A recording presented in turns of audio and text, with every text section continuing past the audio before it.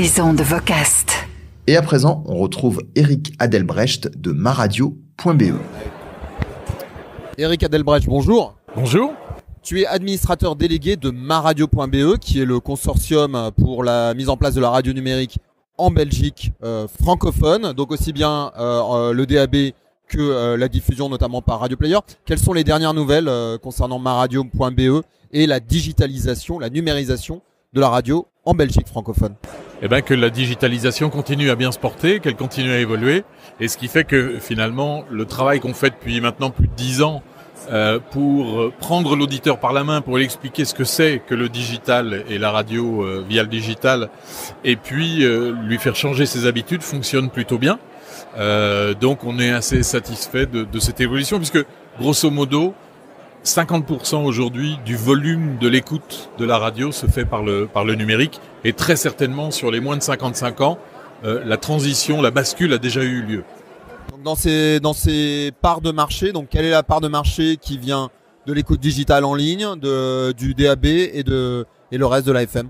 Alors grosso modo, la première consommation digitale, c'est le DAB+, qui devrait faire de mémoire 27%. Puis il y a l'IP, qui est aux alentours de 16%, et puis la télévision via les box, qui fonctionne plutôt pas mal aussi, qui est dans l'ordre de 12%. Et le socle qui reste en FM, ça fait à peu près combien? Alors le socle qui reste en FM est de 51%, donc il y a du 51-49%. Donc on est presque à moitié-moitié, mais la FM a encore un léger avantage. Est-ce que vous avez des objectifs sur ces parts de marché de digital, d'objectifs, c'est-à-dire vous visez, je sais pas, 70% disons d'écoute en digital à un certain horizon de temps? On vise 100% d'écoute digitale. Le problème, c'est de savoir quand et à quel rythme, parce que si derrière tout ça, c'est l'extinction de la FM, ça ne se fera qu'une seule fois et il faut pas se rater.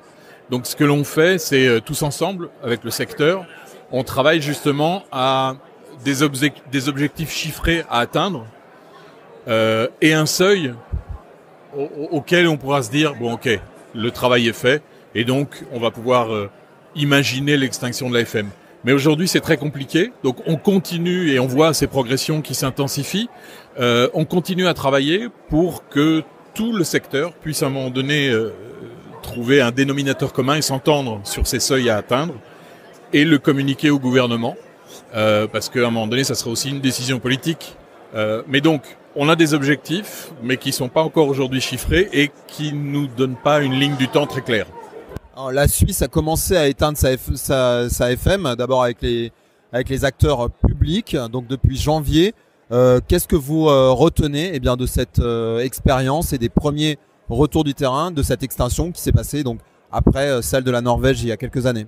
Alors d'abord que c'est très courageux, que c'est bien qu'à un moment donné le service public ait décidé de le faire, parce que sinon on pouvait reculer ça encore pendant des années.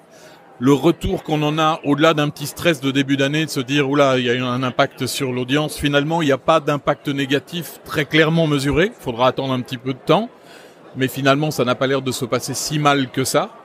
Donc, voilà, ce qu'on retient, nous, aujourd'hui, c'est il faut monitorer tout ça. Il faut, à un moment donné, avoir le courage de le faire. Il faut trouver le bon moment pour le faire. Et que l'ensemble du secteur soit d'accord pour y aller. Parce qu'on va pas pouvoir le morceler, c'est assez compliqué à un moment donné, ne serait-ce que pour l'auditeur, pour comprendre, tiens, telle radio n'est plus disponible en FM et l'autre pas. Il faut qu'il y ait un mouvement et un signal à un moment donné vis-à-vis de l'auditeur, qui est quand même, en bout de course, l'élément principal de cette extinction. Alors l'autre pilier du numérique, hormis le broadcast avec le DAB+, c'est Radio Player. Donc Radio Player est installé en Belgique. Pourquoi c'est important d'être sur cette plateforme européenne? Pour plusieurs raisons. D'abord parce que c'est un projet qui est piloté par l'industrie elle-même. Donc c'est vraiment les radios qui sont derrière cette application. Deuxièmement parce que c'est un partenaire commun à tous.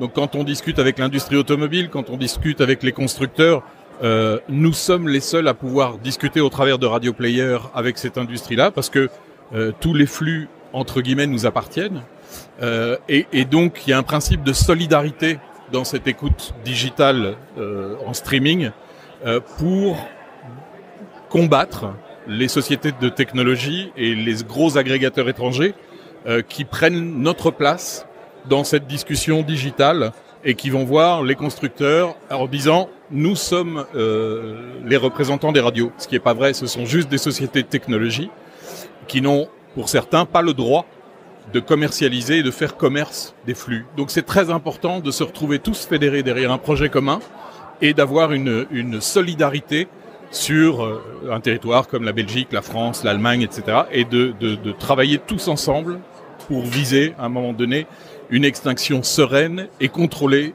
de l'AFM. Eric Adelbrecht, merci. Merci. Des ondes Vocast.